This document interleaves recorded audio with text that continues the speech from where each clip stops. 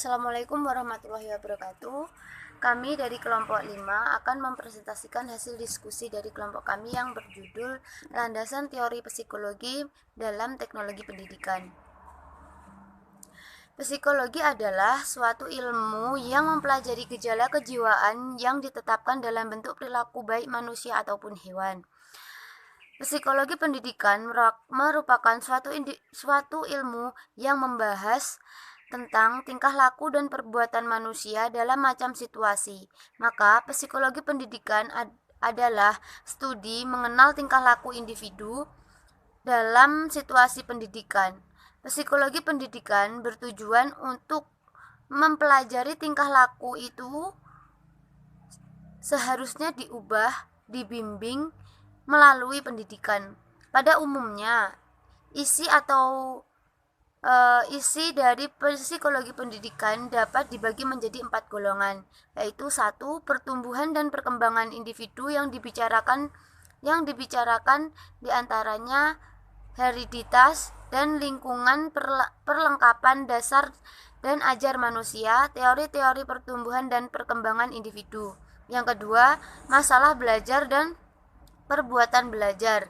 Yang ketiga, pengukuran dan penilaian. Yang keempat, penyuluhan dan pembimbingan. Dari uraian di atas dapat disimpulkan bahwa pengertian landasan psikologi pendidikan adalah suatu disiplin psikologi yang menyelidiki masalah psikologis yang terjadi di dalam dunia pendidikan, yang artinya adalah ilmu yang lebih berprinsip dalam proses pengajaran, yang terlibat dengan penemuan-penemuan yang menerapkan prinsip-prinsip dan cara untuk meningkatkan keefisienan di dalam pendidikan. Di dalam landasan psikologi pendidikan juga ada cabang-cabang ilmu psikologi pendidikan. Yang pertama yakni 1. Psikologi perkembangan. Psikologi perkembangan membahas tentang perkembangan yang mencangkup perkembangan umum, kognisi, moral, afeksi, dan kemampuan belajar, ataupun dapat diangkat menjadi teori perkembangan umum, kognisi, dan afeksi. Psikologi perkembangan membahas perkembangan individu sejak masa konsepsi sampai dengan dewasa, atau proses belajar dan pematangan melalui interaksi dengan lingkungan yang meliputi 1. Kemampuan belajar melalui persepsi. Yang kedua, mencapai pertimbangan berdasarkan pengalaman. Yang keempat, berbicara imajinatif, kreatif, dan mencari sendiri tentang apa yang ingin dia ketahui.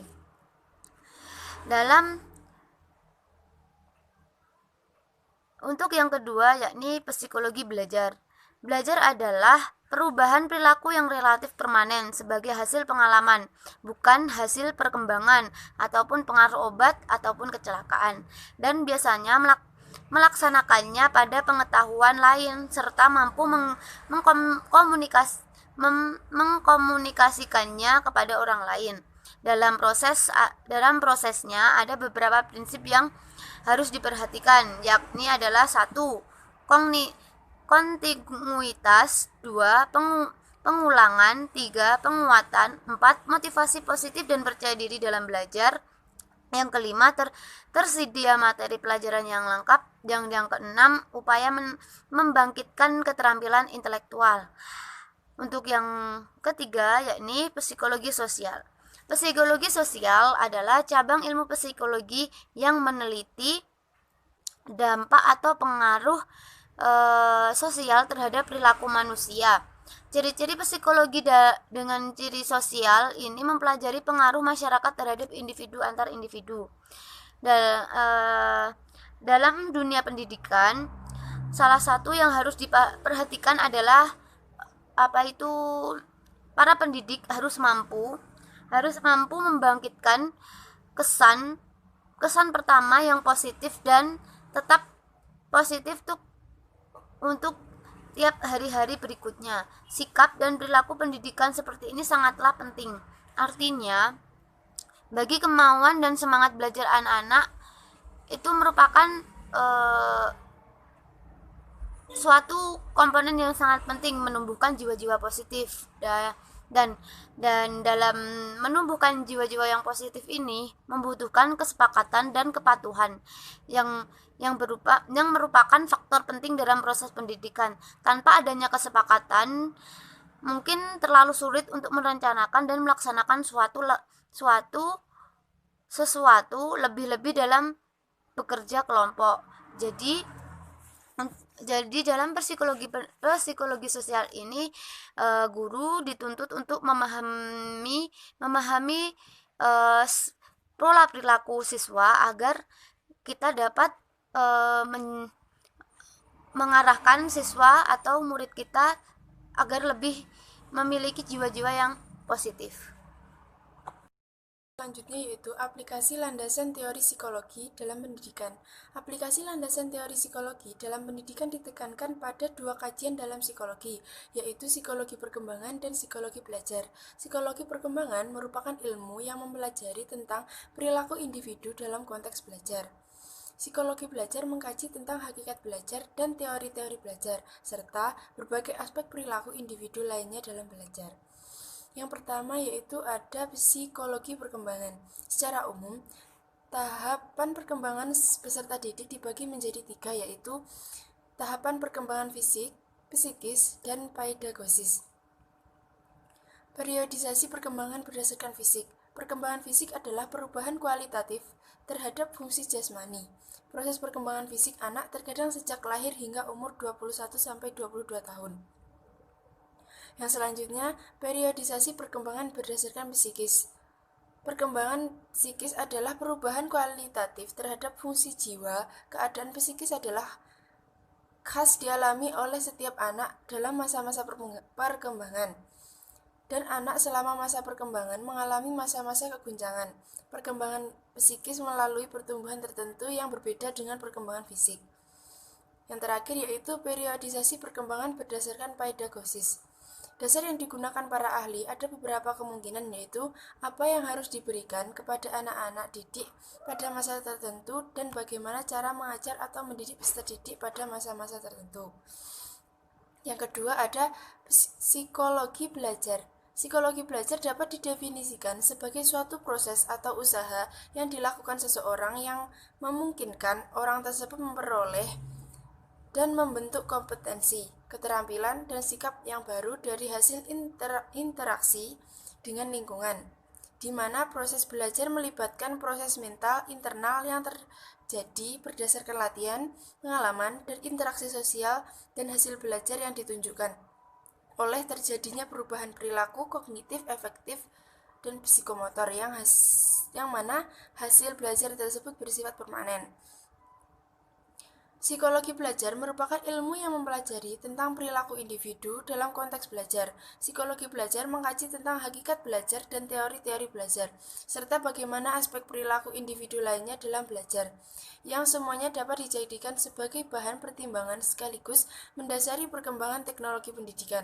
Adapun teori-teori belajar menurut Belgrander, yang dimaksud teori belajar adalah sebagai berikut. Yang pertama, teori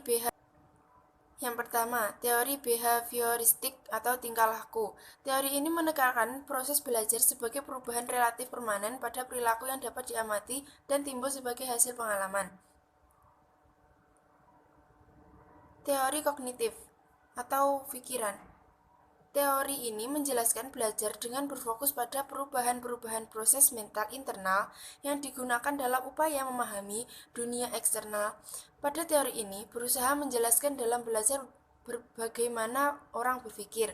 Oleh karena itu, dalam teori kognitif lebih mementingkan proses belajar daripada hasil belajar itu sendiri. Karena menurut teori ini, belajar melibatkan proses berpikir yang kompleks. Yang selanjutnya, teori konstruktif. Menurut teori ini, yang menjadi dasar siswa memperoleh pengetahuan adalah karena keaktifan siswa itu sendiri. Pembelajaran menurut konstruktivitas adalah suatu pembelajaran yang mengkondisikan siswa untuk melakukan proses aktif, membangun konsep baru dan pengetahuan baru berdasarkan data. Menurut Ahli seperti Badnar Vosnot mengatakan bahwa konstruktivitas adalah teori tentang pengetahuan belajar yang menguraikan tentang apa itu pengetahuan dan bagaimana seorang itu tahu. Konstruktivitas memandang ilmu pengetahuan bersifat non-objektif dan selalu berubah. Belajar bukan hanya diperoleh melalui hubungan antara peserta didik dengan pendidikan atau hubungan timbal balik antara pendidik dan peserta didik, melainkan lebih dari itu, yakni dapat pula dilakukan dengan mengkonstruksi pengetahuan melalui pengalaman belajar dengan pendidik, peserta didik, dan berbagai sumber belajar lainnya. Perspektif konstruktivis mengutamakan keaktifan peserta didik dalam mengkonstruksi pengetahuan berdasarkan interaksi dengan dunia nyata atau pengalaman belajar yang difasilitasi oleh pendidik. Pembelajaran berbasis konstruktivis memandang peserta didik dan proses belajar menjadi fokus utama, sedangkan pendidik berperan sebagai fasilitator dan bersama-sama peserta didik juga terlibat dalam proses belajar. Proses konstruksi pengetahuan konstruktivis merupakan kumpulan teori termasuk pembelajaran generatif, discovery learning, dan situate learning. Ide yang paling terkenal dari teori konstruktivis adalah individu secara aktif mengkonstruksi pengetahuan melalui bekerja untuk menyelesaikan persoalan realistik dengan berkolaborasi dengan yang lain.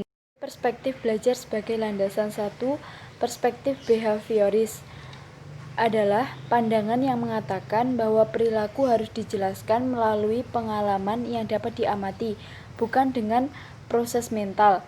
Perilaku di sini adalah suatu yang dilakukan, yang dapat dilihat dan disaksikan secara langsung. Seorang anak merekam suara dalam mengerjakan tugas untuk media audio, memasang poster untuk media visual, dan menyuting gedung sekolah untuk media video. Adalah suatu bentuk perilaku yang dapat diamati, sedangkan pemikiran anak tentang cara membuat media audio, visual, dan video, perasaan guru ketika melihat tugas yang dilakukan anak, dan motivasi anak dalam mengontrol perilakunya merupakan bentuk proses mental yang tidak dapat diamati secara langsung. Proses mental adalah pikiran, perasaan, dan motif yang dialami seseorang tetapi tidak dapat dilihat oleh orang lain. 2. Perspektif kognitif. Sebagai akibat dari beberapa keterbatasan perspektif yang dikembangkan oleh kaum behavioris, perspektif belajar kognitif justru memberikan tanggapan langsung bahwa belajar bukan hanya dapat diamati melalui perubahan perilaku, melainkan juga perubahan struktur mental internal seseorang yang memberikan kapasitas padanya untuk menunjukkan perubahan perilaku. Struktur mental yang dimaksud mencakup pengetahuan, keyakinan, keterampilan, harapan, dan mekanisme lainnya dalam otak manusia. 3. Perspektif konstruktivis. Jika perspektif behavioris memandang belajar sebagai perubahan perilaku yang dapat diamati dan perspektif kognitif memberi penekanan pada perubahan proses mental, maka perspektif konstruktivis mendefinisikan belajar sebagai proses konstruksi pengetahuan oleh peserta didik berdasarkan pengalaman yang telah dilalui.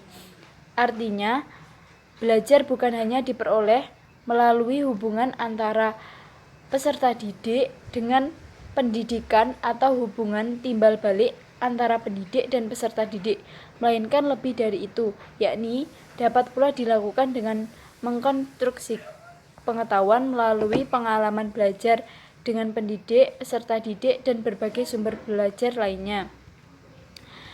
Perspektif